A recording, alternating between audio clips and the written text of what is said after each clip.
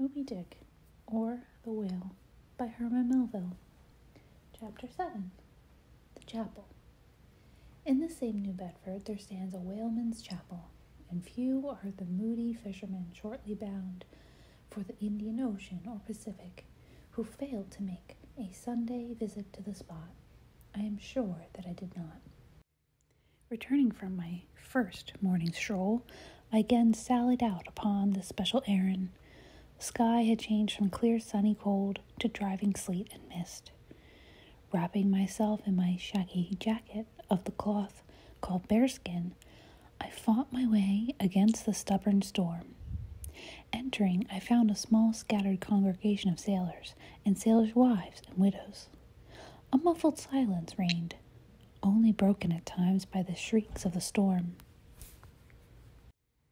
Each silent worshipper seemed purposely sitting apart from the other, as if each silent grief were insular and incommunicable. The chaplain had not yet arrived, and there these silent islands of men and women stood steadfastly, eyeing several marble tablets, with black borders masoned into the wall on each side of the pulpit. 3 of them ran something like the following, but I do not pretend to quote. Sacred to the memory of John Talbot, who at the age of 18 was lost aboard near the Isle of Desolation off Patagonia, November 1st, 1836. This tablet is erected in his memory by his sister. Sacred to the memory of Robert Long, Willis Ellery, Nathan Coleman, Walter Canny, Seth Macy, and Samuel Glegg, forming one of the boat's crews of the ship Eliza, who were towed out of sight by a whale on the offshore ground in the Pacific, December 31st, 1839. This marble is placed here by their surviving shipmates. Sacred to the memory of the late Captain Ezekiel Hardy, who in the bows of his boat was killed by a sperm whale on the coast of Japan, August 3rd, 1833.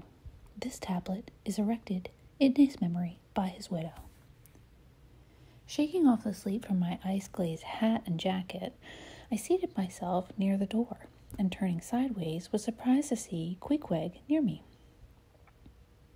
Affected by the solemnity of the scene, there was a wondering gaze of incredulous curiosity in his countenance. This savage was the only person present who seemed to notice my entrance, because he was the only one who could not read, and therefore was not reading those frigid inscriptions on the wall. Whether any of the relatives of the seamen whose names appeared there were now among the congregation, I knew not. But so many are the unrecorded accidents in the fishery, and so plainly did the several women present wear the countenance, if not the trappings, of some unceasing grief, that I feel sure that here before me were assembled those in whose unhealing hearts the sight of those bleak tablets sympathetically caused the old wounds to bleed afresh.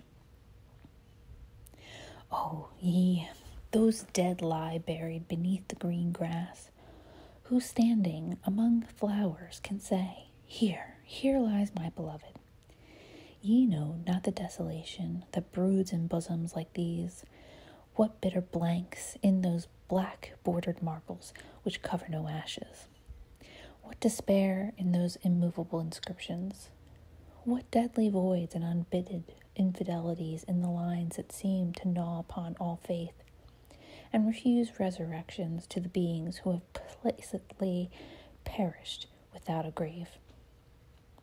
As well might those tablets stand in the cave Elephanta as her.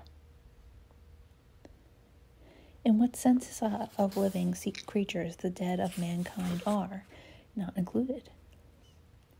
Why, it is the universal proverb says of them that they tell no tales, though containing more secrets than the Goodwin Sands. How is that to his name, who yesterday departed for other world, we prefix so significant and infidel a word, and yet do not thus entitle him, if he but embarks for the remotest Indies of this living earth? why the life insurance companies pay death forfeitures upon immortals, in what eternal unstirring paralysis and deadly hopeless trance yet lies antique Adam, who died 60 round centuries ago. How it is that we still refuse to be comforted for those who we nevertheless maintain are dwelling in unspeakable bliss. Why all the living so strive to hush all the dead? Wherefore, but the rumor of a knocking in a tomb will terrify a whole city. All these things are not without their meanings. But faith, like a jackal, feeds among the tombs, and even from these dead doubts she gathers her most vital hope. It needs scarcely to be told with what feelings, on the eve of the Nantucket voyage, I regarded those marble tablets, and by the murky light of that dark and doleful day read the fate of the whaleman who had gone before me. Yes, Ishmael, the same fate may be thine. But somehow I grew merry again. Delightful inducements to embark, fine chance for promotion. It seems a stove-boat will make me an immortal by brevet. Yes, there is death in this business of whaling, a speechlessly quick, chaotic bundling of a man into eternity. But what then? Methinks we have hugely mistaken this matter of life and death.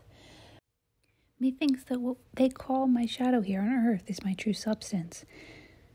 Methinks that in looking at things spiritual, we are too much like oysters, observing the sun through the water, and thinking that thick water the thinnest of air. Methinks my body is but the lees of my better being. In fact, take my body who will. Take it, I say. It is not me. And therefore 3 cheers for Nantucket, and come a stove boat, and a stove body when they will, for stave my soul Jove himself cannot.